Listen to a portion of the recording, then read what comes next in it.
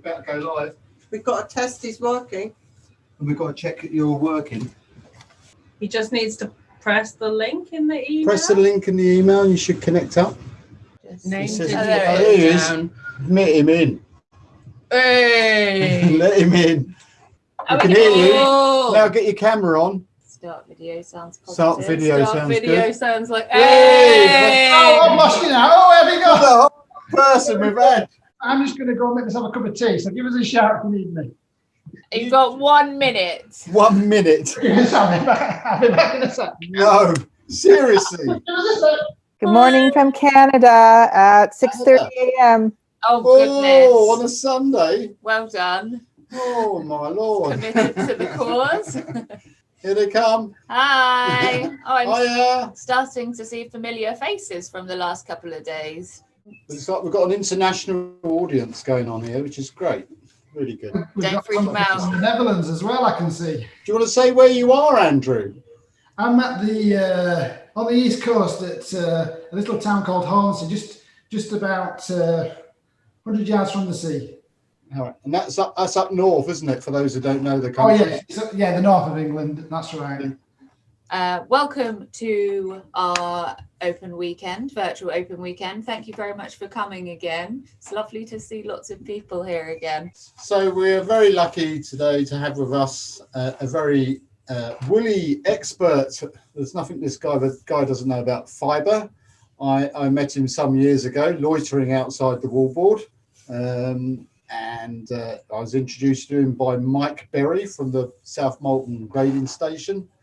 And we've been friends ever since and sharing fibre, and Andrew's been sourcing for us and helping us, and yeah, just a great guy. And he runs a company called North Bank Wools. Some of your spinners probably have bought direct from him. He does do show stands as well and likes to have a little giggle with the customers, as we all do. I would say the most honest and genuine and funniest wool trader I've ever met. Sweet. So, there you go. What a recommendation. Make John cry. Yeah. Great guy. Let's give a big round of applause. We wouldn't be doing what we're doing today without Andrew. That's very kind of you, John. It's always a pleasure to deal with you guys. Don't. How long has it actually been, John? I don't know. How long does it go? Because Mike said there's a bloke you want to know. He's outside and I could get him down here. He rang me up. Were you already at South Molton then, or were you at Hopton? I think I was at Cold Harbour. Yeah, so it's bound to be what must be 8 to 10 years ago then. Because when did you move down? It must be 10 years ago. 10 years ago. Because I was sourcing my merino from Germany. And you went, I can get you much. I'm not going to do your accent. I can get you much better merino than that. And yeah, well, I was introduced to you. Then you told me you'd get me much better merino and other wools as well. So, do you remember? I didn't realise I had an accent. I just thought it was everybody else that had. Yeah, I've actually prepared some questions for you, Andrew. All right, I hope I can answer them. I hope you can. So we're going to talk through wool, fibre, sourcing, the whole gambit before it ever becomes tops or yarns. So, and that's what you're all about, really, isn't it, Andrew? Yeah, it's where my interest lies, really, is on the greasy wool and going to the farms and meeting the farmers and just seeing how it's all prepared and being really selective. And really it's the people thing, you know, because along the way you meet some lovely people. It's a bit like when you do the shows or you're dealing with hand spinners or felters or knitters. Absolutely lovely people. You know, that's where all the pleasure is for me, you know. Yeah, you're definitely a people person. You're so easy to communicate with. You know what people want. but I enjoy because I enjoy the fibre myself and I enjoy the spinning, and you know we only deal in what we like. And I mean, there's so much wool you can deal in, you know, but I only deal in what I like to use myself personally, you know, and I think that's the secret, really, you know. Yeah, that is exactly where we come from. So how long have you been in the wool business, Andrew? Oh, crikey. 34 years. I can't believe it. 34 years. You don't look old enough, I don't think. No, you're only 40. I think so. You're 6.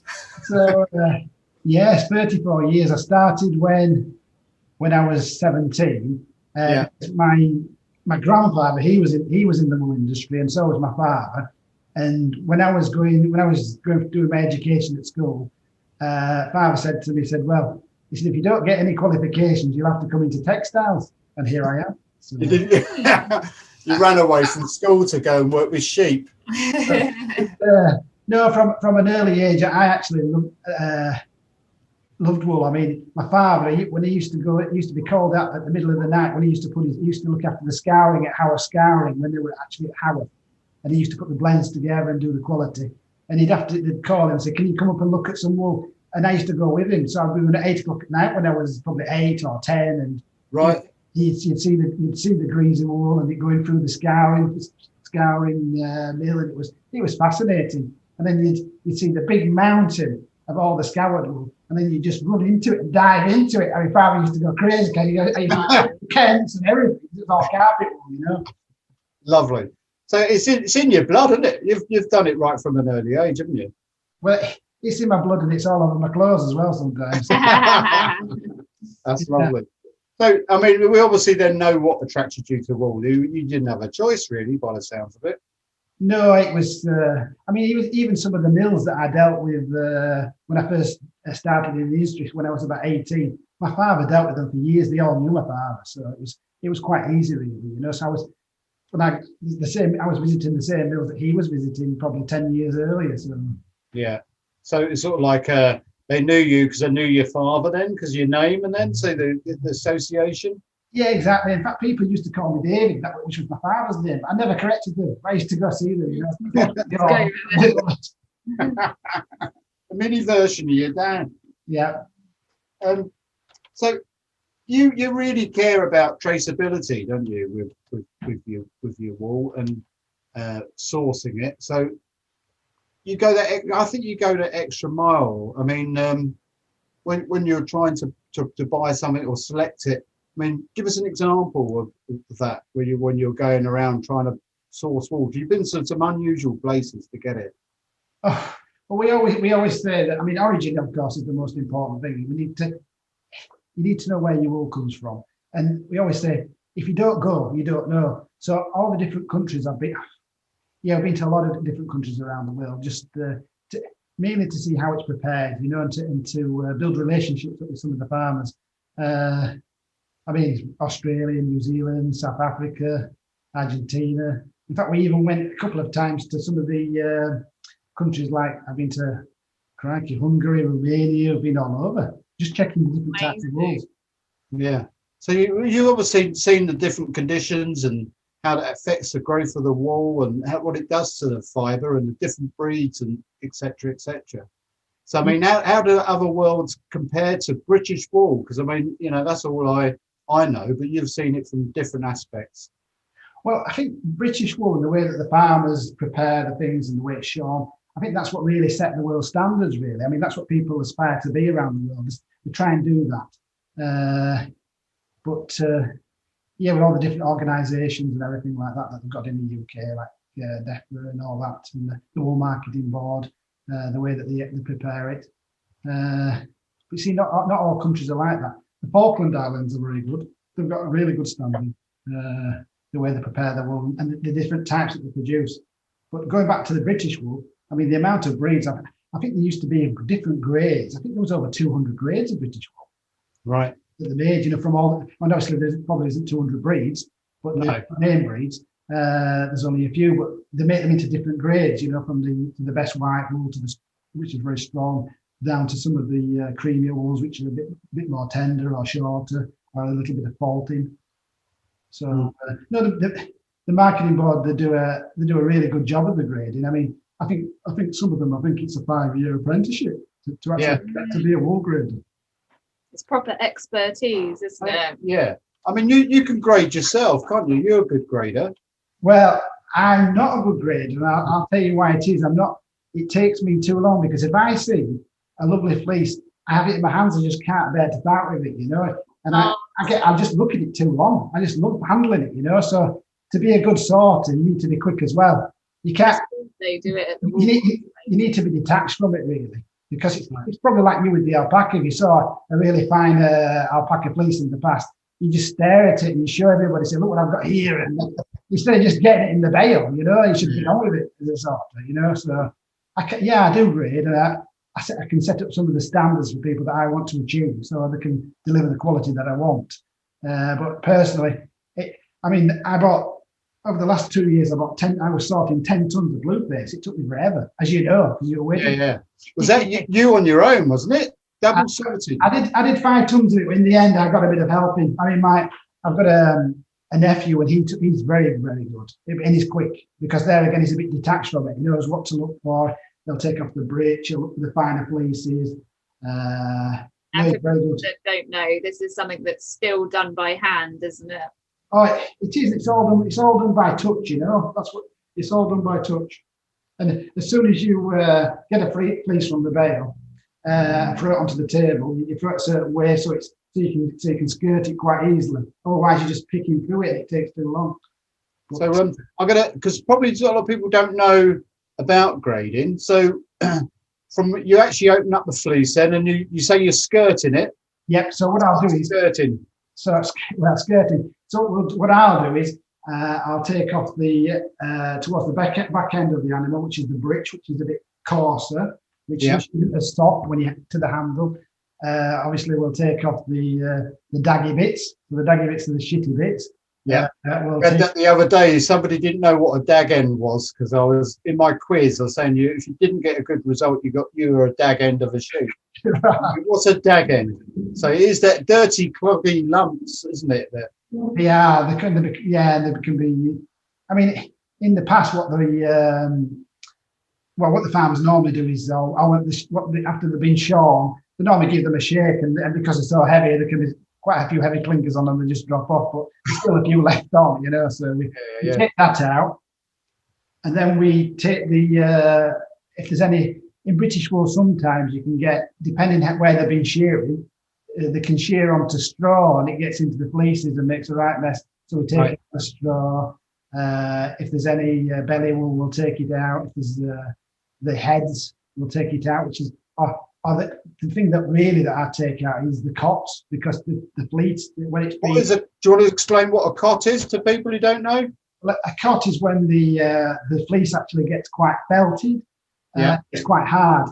It can be by wet and wind, or the animals rubbing up against something, and you can't. Technically, what the term of a proper cot is something you can't break by hand.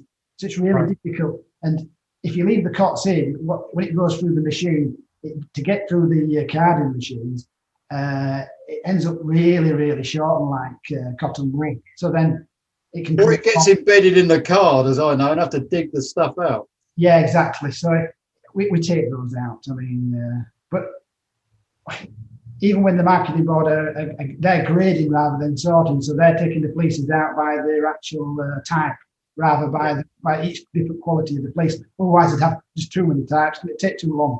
So they put when they get a fleece and it's rolled up, they'll pull the staple out, and they'll see how long it is, and they'll test it, and then they'll decide which grade it goes into, which skep it goes into. Yeah. But if you're grading per fleece, I mean, what else are you looking for? The tenderness of the fibre as well? I mean, that's important, isn't it? It is, but generally speaking, British wool, you won't get too many not really tender fleeces. I mean, it's not as strong as other wools, but because of the climate and the wet we have here, you know. But it's not. But it's not really. It's not where it breaks in the middle and it just disintegrates, because it's been really wet, and it's been wet for a long time. Can it also be because of the animal's been poorly as well with that? Yeah, it can be through stress. It can be through anything really. It can be it can be through stress or lack of food or anything. Yeah. So the better the welfare for the sheep, the better their fibre is going to be. Yeah, and to be honest, a lot of the time it's to do with how much grass there is. You know, depending on what the weather's been like, if you've had a good growing season or not. I mean, if you've had prolonged time where you've had a lot of snow and things, and the animals are out, it's quite difficult, because they'll have to supplement the feeding, you know. Yeah. And if they're keeping the animals in, do they have problems then when they're getting straw into the fleeces as well? Well, yeah, they're doing it, and they also get a lot of vegetation around the neck, because they'll be feeding out of like sacks of hay, so they'll stick the head in. And it all gets in. And also, the wool's really can be very creamy and yellow when they've been in for a long time, if they've been sweating or Right. access to the rain and and all that type of stuff. It's so Okay. interesting. Is that why? I mean, I think you've said this before as well with Falklands Merino. You said it comes up a lot whiter than the merinos you get from other parts of the world, and you said it's down to the climate, the wet and the wind, and it keeps it. Yeah, exactly. It's like it's constantly washing it, Yeah, it is. It is, and like I said, they're not kept inside as well. I mean, they're free to roam. I mean, that's the way it is, and they've got a lot of access to a lot of land. I can't remember how many acres per sheep, but it's an amazing amount. That they have to roam. It's like when you actually go to the Falkland farms and you drive up to the farmhouse and you look in the fields, there's no sheep. You say, where are they all? Because they've got so much land. Right. Yeah, they're lying to you. Yeah. It's all a big. It's all a big scam, isn't it? So yeah. So when you're grading a fleece, then how much do you reckon you lose? Well, because we do it, we're a bit extreme with it because we want to have the very, very best. So normally, say for a blue face, normally you should take off about 18 to 20%. Right. We take out 30, 35. But obviously with the high price of the blue face fleeces, the more you take out, the more expensive the end product is. But you can tell the difference. I mean, a well-skirted blue face fleece nearly has that handle of a merino. It's completely different to just somebody banging through a merino fleece without skirting it. Completely different because it's you get it has quite a lot of hairier breech on. So whereas your main body wool might be, say, 25, 26 micron, your breech is 30, 32 micron. So that's the further you're going out and parts of the fleece, the micron goes up.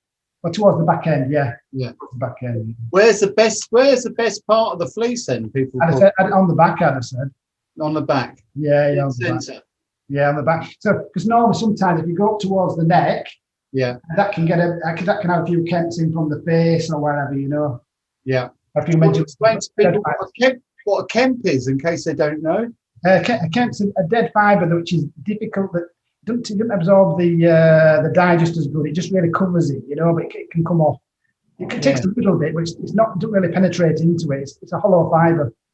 It's quite flat, isn't it? In comparison, when you look at it, it looks like it's synthetic, doesn't it? I always think. Yeah, and it's always got like a pointy end on it because it's always got a pointy end on as well. It's quite white, doesn't it? It looks quite thick. Yeah, and then again, that can be because of the extreme climates you could have, changing climates, that it just grows that hair, Yeah, and with the animal, do they? The density of the fleece, can they breed that in, or is that down to climate again, or is it a number of things? Oh no, and I said with the density, that's a lot. The different breeds have a different fleece weight, Yeah, definitely. I mean, your blueface is quite a light fleece, really, compared to some of the other animals, So, as far as a shearer or the producer, they're getting less off their animal then. They are, but with the blueface, there's a lot for breeding, so they can improve the meat or they can improve the lambing. That's the reason, mainly for breeding off of the blueface. Yeah. So, I mean, in the UK then, with the sort of husbandry and the quality, do you think because of the way we're set up then, that's why we get such a good quality of fleece? I mean, you're seeing it firsthand from grading and etc. Definitely. That's why it's so uniform as well, because all the different grading stations across the UK. I don't know how many there is now, but obviously there was a couple down in your part of the world, and then there was some in the Midlands, and then obviously there's the centre which is in Bradford, and then which is probably the biggest, and then we've got them in Scotland. Yeah, I mean, for people who don't know how that works, isn't it? The wool marketing board here, basically, the farms bring in their wool, don't they, and seasonally, and it's graded en masse in large stations, and then bale packed and goes into auction, doesn't it? That's right. I mean, I think we're talking about some of the grading places. They're doing millions of kilos, And when you think about a lot of the there's not many in the UK. There's not many big farms, not many big farms at all. So a lot of the farmers, they might only have, you might only have between 300, 500 sheep. Yeah. Really. And then you've got the hobby farmers as well. That might have 10. Yeah.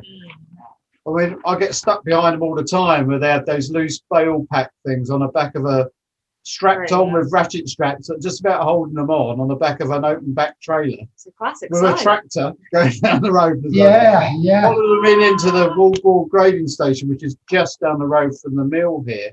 And so you see it, I mean, especially now as they're shearing, you see quite a bit coming in. So yeah, it's quite fascinating to see. But those bales are actually called sheets. Sheets. Sheets. Sheets. Sheets. Can't swear on this one. Yeah, sheets.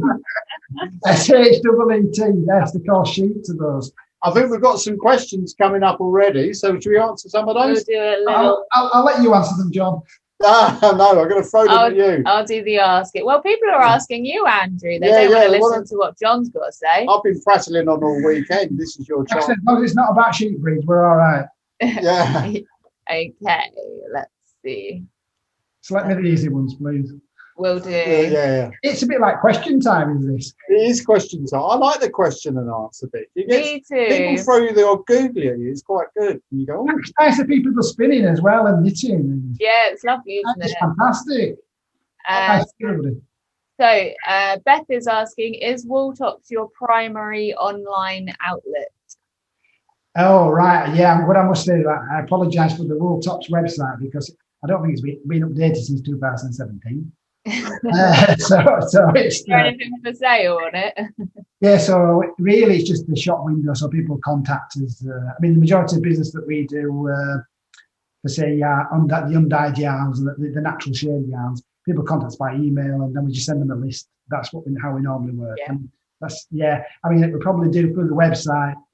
Probably 5% of what we actually So do. people just get in contact directly with you, really? Yeah, unfortunately, I should update it, but because I'm just by myself, it's difficult to do that side of it, really. Yeah, so we do have lots of new things all the time, but they're not actually on the website. I need to do that. I was going to do a new website, actually, which was just going to be for the undyed yarns. I was going to do that because that's where we do the supply quite a few these days to a lot of the indie dyers or anybody that's wanting to try to do the hand dyeing themselves, you know. Lovely. So how do your prices paid to the farmer compare to those paid by the wool board? Well, that's a very, very good question, is that? That is a good question. See, because the majority of things that we do at the moment would be through the auction system. So we're paying the market price for it, and then the marketing board are taking off their costs. I mean, if we deal directly, of course, we try to pay them more than the marketing board, so they're actually getting a premium. I mean, we've got a few projects at the moment where we've paid them, even though prices have come down, we've paid them a fixed price for the last few years, even though the price came down on some of the coarser types by a half, you know. I mean, they're obviously back up now, but yeah, we tried to give them some stability. But on the wools that we pay, say, for the merino types, I mean, the farmers have had a very, very good income out in recent times because the prices have been higher. I mean, they have. it's been going up and up and up, hasn't it? Yeah, they have. I mean, just for example, we started a project in the south of France probably about 10 years, probably like 8 to 10 years ago. And the price that we're getting locally it might have been just cents, you know. It was really, really low. And we told them that if they could do the classing to the standard that we wanted, so they'd keep out all the bellies, all the shade, all the straw, everything that was in it. They used to just pile everything into the bale, you know. Right. It was a real look at it. So, well, if you can get the quality right, you know, we'll pay you a really good price for the market, you know, which we did. I mean, and those farmers today that we're still doing, those farmers, they'll take a real pride in things. In fact, even when they deliver the wool in now, after it's been graded and classed and everything, they'll be in touch saying, how was it? And if you just criticise it, so, we're very sorry. And yes, it's about that relationship, you know. I mean, the price is geared to getting the best quality wool. I mean, and obviously if they put more work in, they need to be paid for that. Is that the merino from the Arles region? Is that? Yeah, that was that. I mean, It's quite unique, isn't it? Tell us a bit about that wool. the merino downs. Well, it's probably the bulkiest merino in the world. The crimp on it is incredible, but it's quite short. Not all the spin, not all the. It's got the staple length, has it? No, Right. I mean, there's certain people that can spin it, depending on the machinery they've got, you know, they can. But it's you could worsted spin it and it looked like a woolen spun yarn. So that's the advantage from it because it's got the bulk. Yeah. You know what I mean? So going into weaving and things like that to cloth it's fantastic. Yeah. And hand spinners can spin it, but yeah, it's that character to it. I mean, I've never seen a merino wool so crimpy. But because of the crimp, it doesn't have that softness that your normal merino would have either. So Yeah. it handles a lot. You look at it and you think, wow, it's going to be really soft, but it's not. It's quite a robust merino, really.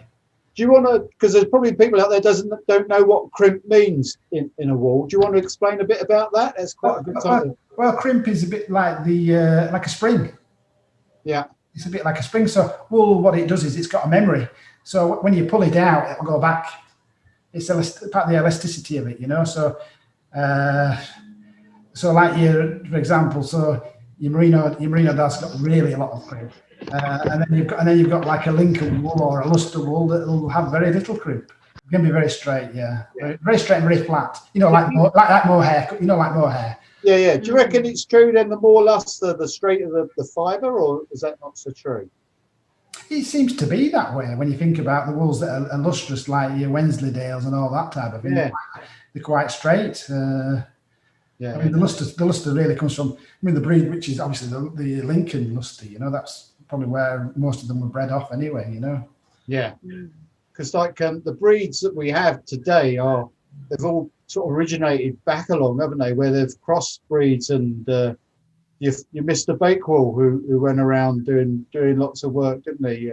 Crossbreeding and trying to increase luster or change the character and then producing specific breeds, didn't they? Yeah, I mean the type I really like is that Devonia that you do, you know, with the. You like that? I really do because it's got everything really. It's got a bit of crimp, it's got the luster. It's the best of all worlds. Is that the Devonia? Lovely. It's something pretty special, is that? Yeah. It's so hard wearing as well. I've knit quite a lot of stuff in it, and it's just really nice to knit with, and it doesn't really pill at all either. No, it's good. no, it's great stuff. Yeah, and saying that going back to crimp, I mean the Appledore's got the crimp. I mean, yeah. Oh, it's super grippy, that is, isn't it? That's why, isn't it? So I mean, you look for that, don't you, as a spinner? So it's so easy to control as well. So. I mean that's what's important. The straighter the fibre, the slippier and the more of a nightmare it is to get it to draft evenly. So I suppose a little bit of luster helps because it does make it a little bit easier to draft, but you've got to control it at the same time, I suppose, don't you? Yeah. Well, that's just me then. We're not skins alike. We're not skins alike. Is that Arbon monkeying around with his machines? Again. What as a wool, what's your favourite breed then? What really does it for you? What do you like? What does it for me? I'm talking to you. Yeah.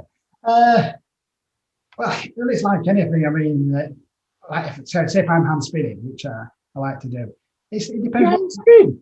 Of course, I hand spin. Yeah, I always keep it a bit of a secret. I'll tell you why. Because normally, if I go anywhere and there's a spinning wheel and I always look at it and pretend I can't spin. I always say to them, I said, "Oh, that looks interesting. Can I have a go?" I said, "We can't believe it. You're a natural." So, no, You say, yeah, right, okay. Put it the right way around, The not you? cat's out the bag Yeah, now. yeah. That's it. That's your trick gone now, mate. yeah. So no, I do like to hand spin, and I like to test things, to be honest, as well. So even before I can get them into the spinner, I like to test the tops. So it depends what it's going for. I mean, obviously, if it's going to be for a shawl or something like that, I like the merino as I do, and I like it blended with some other fibres like the silk. But if it's like for outerwear, I mean, for sweaters, I mean, there's nothing nicer than the Appledores and those Devonia. I mean, they're the best, you know, they're lovely. And it's not, and sometimes it's the fibre, how they perform, but it's also where they come from, because when you think about they come from such a lovely place like Devon, I mean, it's amazing. I mean, Yeah, so it's not really, it's a mixture of many things really. But I mean, I do have a preference as well. I do like the Falkland wools as well. I do. Yeah. Because, you know, you see, British Merino, and there is enough quantity. I know there is Merino in the UK, but it's very small quantity. But to get the quantities that we Get a need, hold of it, can you? no, you can't. You can't get hold of it. So for something that's a really nice Merino, it's that's what I'd say. I'd say it depends what you want to produce. You know.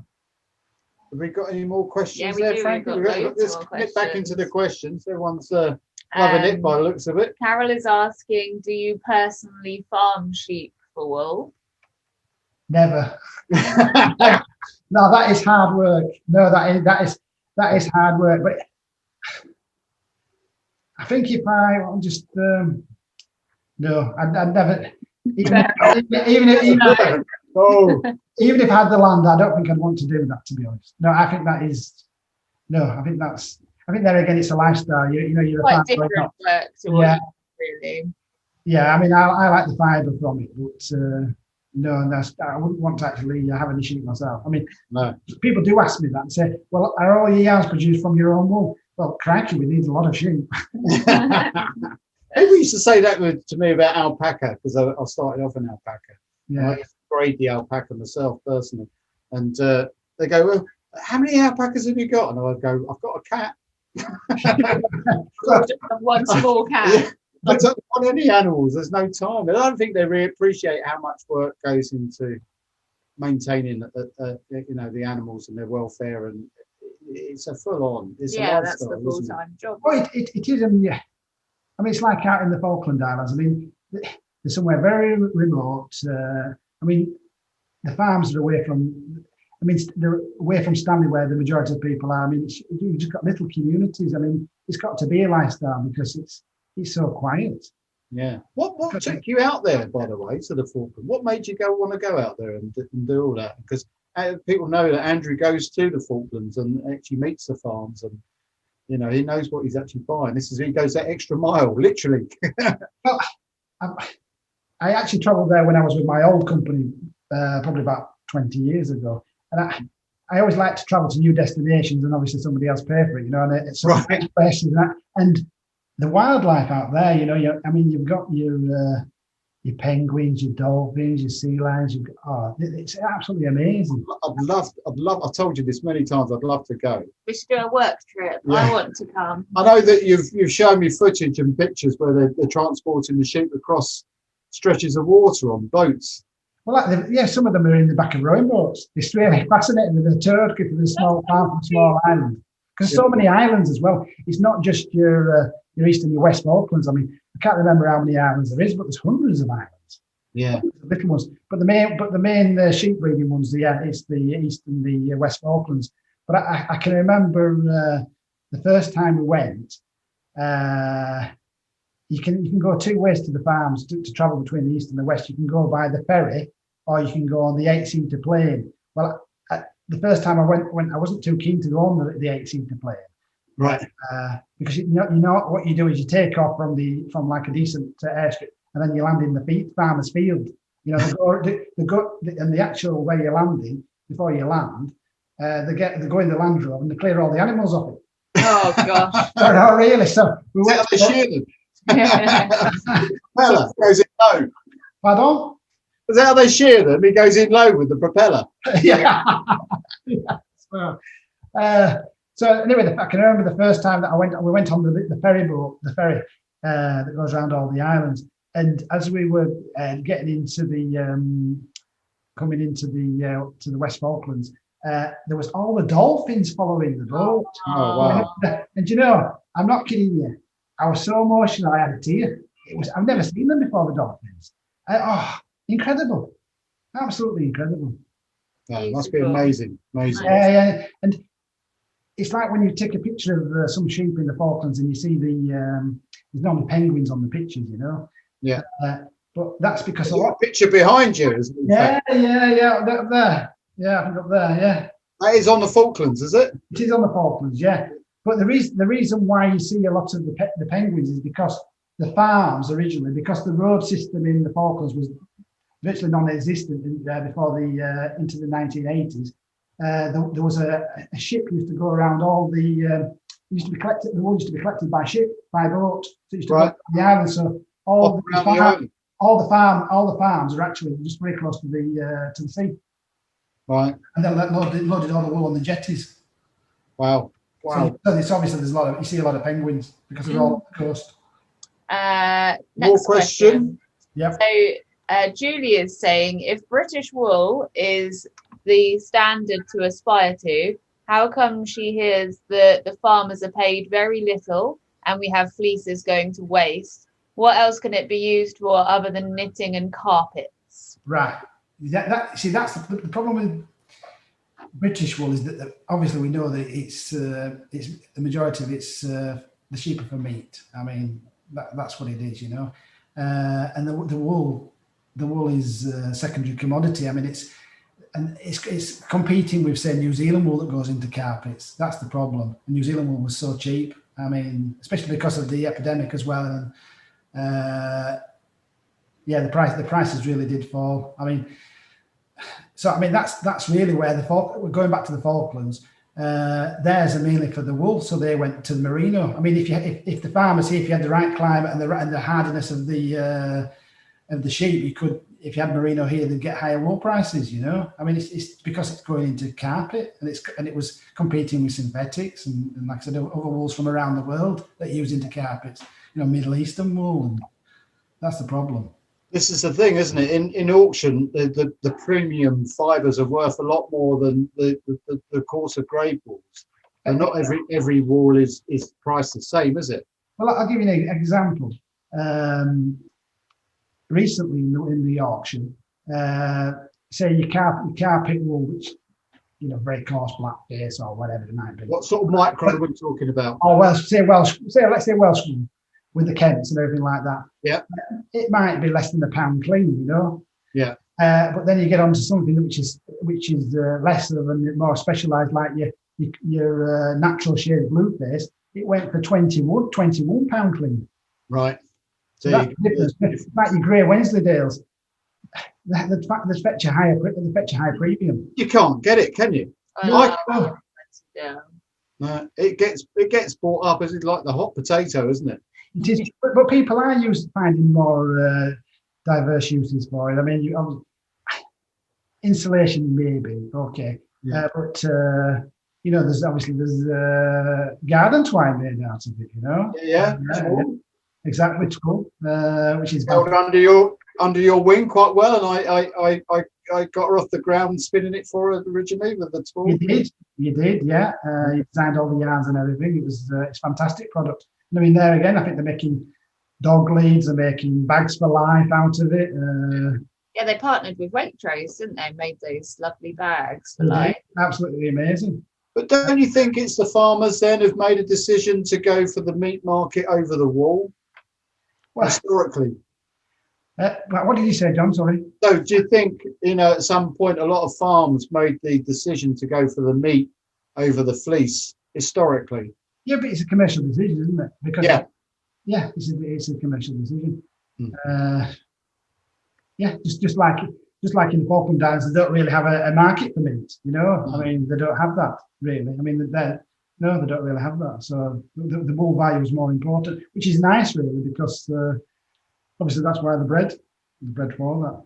But because you get a lot of texels here as well, don't you? They're a big animal, aren't they? So. So there again, it's for the meat. Yeah. But the fleece is not fantastic, is it, off a texel? No, but like we say, everything's got an end use. I'm just trying to think. I mean, there was just trying to think of any new products. I mean, there was also wool being used into some of those cooling systems for sending out food, wasn't there recently? Oh yeah, Riverswood do that. Yeah. And all in like compostable bags as well. So. Yeah, I think that's what we really need to probably as an industry work on really. Just development into new products made from coarser type wools. I mean, they did a project in the south of France. They had some wool which was, oh my god, it was like barbed wire.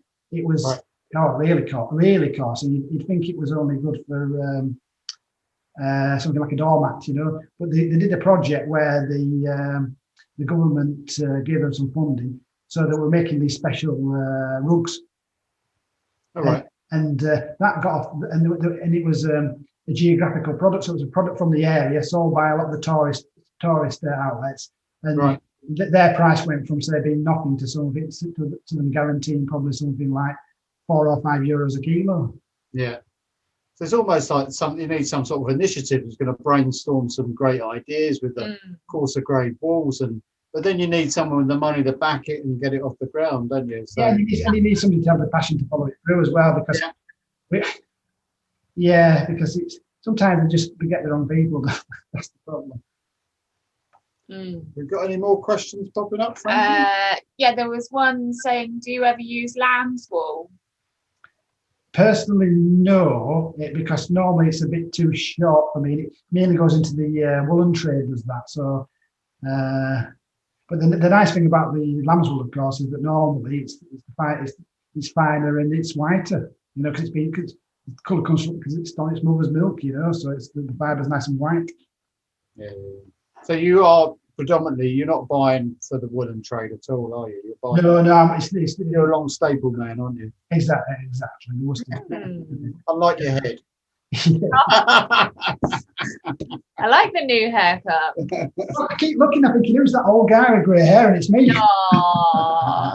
Have you got more questions? Yeah. So what do you think is the future for British wool then? I mean, we touched on it there with innovation, but do you think, you know, with the wool board's going to survive? There's lots of sort of mutterings that it's taken a few knocks. I hope it will survive because they do a good job. I mean, if you like I said, because there's so many small farms, you need that infrastructure there, so they've got somewhere to take it. Okay, the wool prices are low, but there is some. I'm pretty sure that the farms do get subsidies. You know. Yeah. I think people aren't aware of just how much of a job the wool board do on the fibre and the grading, and then so it's. And then the bale packing, getting the auction price right, and getting it to the producer, someone like me or you who knows with confidence what you're buying, that you're not going to get ripped off on your fibre, and you've got some sort of comeback on it, and then you've got some sort of security that you can carry on buying this raw material you need for your business on a regular basis. Well, that's the point, really. I think that if they didn't get the good prices on the meat, of course, they look for other things to do. I mean, in New Zealand, they went from probably the sheep. They went from sheep farming to doing other things like wine or other crops, you know, because of that, the prices were so low. I mean, their wool is really historically really low. I mean, it's like British wool. I mean, and they do it. They also do a really good job of their products. There's a lot of New Zealand wool into carpets because of the colour, you know, very very white. Yeah, because they have a lot of Romneys and Corriedales and things like that, you know. Right. Do you think the new trade deal they're doing with Australia for livestock is going to have a big impact on British sheep then and the wool trade? I wouldn't think why it would. I mean, it might have an impact on other things if they can do all kinds of things here, you know. But I wouldn't have thought because it's so different in what they're producing, you know. Yeah. Well, that's good then. Just out of interest, what's your favourite wool to spin, John? Me. I know you like it long and you like it crimpy, but go on, what's your favourite? Long and crimp. Do you know what? I love our Exmoor mule, Exmoor Blueface. Yes, yeah. That's just, you just put it on and it will spin happily all day long. It'll go through the system superbly. It's just the way it handles, the way it goes through the machinery, it's just not complicated. It's not difficult. And I think hand spinners, quite rightly have the same thing with it. It spins itself, they say, and it does. Yeah. It's you can put it in anything as well. You can. Or we use it a lot in everything. our blends as well. It's just a great all-rounder, you know. It's just got the right length and it's got the right amount of crimp in it. And it carries everything nice. Yeah, I put it in as a carrier for other things, you know. Yeah. I mean, it's in our apple door at 20%, you know, and it improves the spinnability of it immensely. I mean, that apart from it being a local fibre and I love it, it bringing to the table in that yarn, for me, it's making it spin superbly, and I'm making a really good yarn out of it. You know, so. And is that going on the big machine? That goes on the big machine. Goes on Kevin. The big one. Yeah. So he loves it. He put it up on there. So I mean, this is another thing, isn't it? When you're designing a yarn, you've got to think about its spinability, haven't you? And it's not all about just what that fibre is bringing in terms of its sort of handle or its luster. It's got to be able to make it into a good yarn, haven't it? You've got to be the spinability of it. Well, that's right. I mean, it's at the end of the day, you've got to think about production as well, don't you? You can actually get it through the machines. I mean, when I worked for my last company, when I used to buy all the wool in the auction, a lot of wool in the auction for the combing plant, they always used to say to me, "Why are you buying the most expensive grades? Why do you always pay more for your wool than everybody else?" And because we've got production, you used to get the money back. You know, if you buy the best wool, it performs better. You know, if you're buying something which is inferior, it's just trouble down the road, really. Yeah. And I mean, if you think about it from a hand spinner's point of view, life's too short not to have the best fibre. I mean, I'd rather pay a bit extra and have the best personally. Well, I mean, you get your feedback from your hand spinners. That you know, they know a good fibre from a bad fibre, and how it works. And they'll soon tell you when it's rubbish and you've done it wrong. They know, and it's the same deal for us spinning on a machine as a hand spinner. There's nowhere to hide, is there, with it? If it's bad, if the combing's bad, or the processing's bad, or you bought a poor grade, it ain't no good, is it? You can't fix it. It's just going to not run. And to be honest, you get a lot of pleasure from buying these fibres. You know, and the fibres we deal with. No, it's I wouldn't want to do anything else really. You know, apart from have the. Yeah, I'm quite fortunate we can do that, really, you know. I know. I mean, the merino I must say this now, the merino you get for us is it's excellent. It's the best merino I've ever seen. So could they make the price increase? No, so just make it a bit cheaper. Someone's made a suggestion to Andrew. Go to the Groundswell later this month for a conference of forward-thinking regenerative farmers who are open to innovation. There we go. Very good. Right, I'll have to take a note of that. Yeah, I'll take a note of that. Groundswell. Groundswell. You have to send me the details of that, Frankie. I've heard of that. I'll have to do a Google on that one and find out. Thing is, the trouble, as you know, is you're so busy, aren't you, to sort of try and break out from what you're doing. And so if anyone in this chat wants a side hustle or a new career, there's plenty. I think with this resource we've got on our doorstep, and I think there could be more small mills like us doing what we're doing in the UK. There's such a demand for it, where we wouldn't have to go over into other countries to source our yarn. If we have more small scale spinners. Yeah, well, I think it's people like you with the passion, I think, that will drive it forward, you know. So if there's more people like you, I think that's the way to go. I think to market it, that's the best way as well. Lots of people do it. Yeah, but got the resource. You'd be the perfect person to supply them as well. We could have another 10, could we? Spinners like us in this country. You want another 10 John Albans? No. Wow. There's only one John Alban. Yeah, you don't want any more. You got any other questions popping up, Frankie? Someone's given us the link for ground story. Yes, I've copied that. Thank you, Paula. Thank you very much. Fraylin says one John Alban is more than enough. I think everyone's agreed there then. Thank you very much. Hilarious. Nice to be loved. She's Yorkshire lass, isn't she? She's Fraylin. There's discussion. You know Fraylin. Yeah. Not too far away. Okay, what was that last one? How is the current law supporting your sector and protecting your standards? That's where some reassurance about the future should lay, perhaps. Is that government law? Isn't it law that the sheep producers are meant to sell their wool to the board? Or is that just something the board would say? I think because it probably came in when they were getting a lot of support from the government, so they had to actually send it into the marketing board. But I think if you've got rare breeds, or I think you can actually be exempt. Now, if you've got low sheep numbers, you can be exempt and you can you sell I it. think they're moving with the times, though, don't you think? The board, I mean, they've been more open to open up breeds, because going back to what you said, that the board grades integrate numbers, don't they? Not necessarily always by the breed, do they? No, because the majority of it, of course, goes into carpet. So it's they just do it to a certain standard. So you know what you buy, and everything in the auction. I mean, when it's tested. You know, when you look in the catalogue, there'll be the micron, there'll be the yield, there'll be the bench. Everything will be there, be all tested. Whereas in the past, when I first started, what they used to do is every lot that was produced, there used to be a sample bale, and it used to be taken to Bradford. And on a Friday, I used to go and look through the bale and put my own micron in it, my own yield on it. Right. So so they have moved with the times of the marketing board, but I think that is so also it's easily more exportable as well. I think that's why they did it, and bigger lots. But in recent, I'd say in recent times, they have become more flexible. They put smaller lots in so people that are wanting to start new projects can start new projects. And they are up against it. I mean, they can't control the world wool price. No.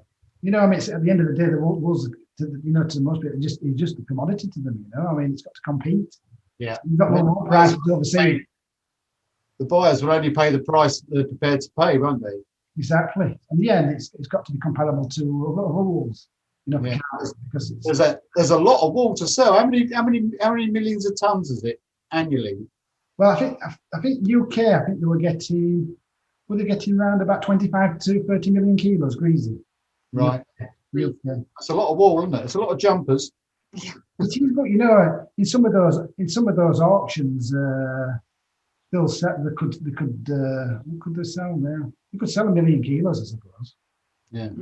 Someone said, does the wool board sell directly to hand spinners? Now that is interesting. Going back years ago, when they had the sample bale system, they also, because they had quite a bit of samples left over, they used to sell the samples to some of the hand spinners. Yeah, I didn't know. They did. It was a service that they did. I think at the moment they wouldn't sell any because of the COVID. There weren't people going. But in the future, who knows? I have no idea. I mean, what I used to do is when I used to go to the depots, because every season I'd go to the depots to see how the grading was looking, how the new wool was looking, because season to season it might change, and grading might change. I always used to ask them, did they have a few samples of some Wensleydales or some Blue Rockets or some Teeswater, all that type of thing, just so I'd have a few samples, you know. Yeah. I mean, I don't know about you, but I love going to my local grading station to see what's coming through the door. Oh, it's buzzing in there, isn't it? There's bins and bins and bins and tables, and they're just tipping it out and they're going through it. And they've got all the numbers on the bins, so it goes into the right grades. And I love a great big sweet shop, isn't it? It's for us. I love the smell.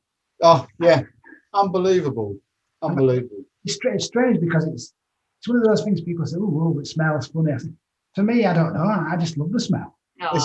It's like the smell of cut grass to me. I don't know to you. That's that sort of like when I smell it, especially when it's warm. Yeah, warm wool smells wonderful. Although some of those blue face can be a bit stinky, though, you know. You said that, like, you know, with the warblers. Yeah, that's quite pungent. And they said it's down to the hormones. Does it affect it? Because some wools are stinkier than others, aren't they? Even after it's been scoured. Yeah, I'm not sure what it is, to be honest, out with these warbles. I don't know. It's a hell of a strong smell, isn't it? Right. Yeah, I'm not sure. Maybe someone's just been standing near me a bit too close when I've been sniffing. Yeah, it could be you, for sure. I've just got to do some copying and pasting of these comments. All right. Which is awesome. All right. Somebody's sister is a farmer in North Devon. All right. Interesting. Better get around there, John. Look at groundswell as well. We are actually at time, I'm afraid. Are we? Andrew, we've run out of time. Bloody hell, that's flashed by. There's so many more questions, which, sorry, we haven't been able to get to all of them. And thank you very much for your time. Hey, John? Yeah. I noticed that there's John there from the Netherlands with his spinning wheel. I'd love to know what he's got on his wheel. Is it John of Netherlands? What have you got on your wheel? Yanadelic Body Da. Hey, Oh, buddy, Yanadelic. Yana, well done. Excellent. Excellent. That's a great colour. Yeah, it is. How are you finding it? Spins lovely. Spins lovely. Thank Yeah. you very much. Andrew sourced that lovely corridor that you're using. Mhm.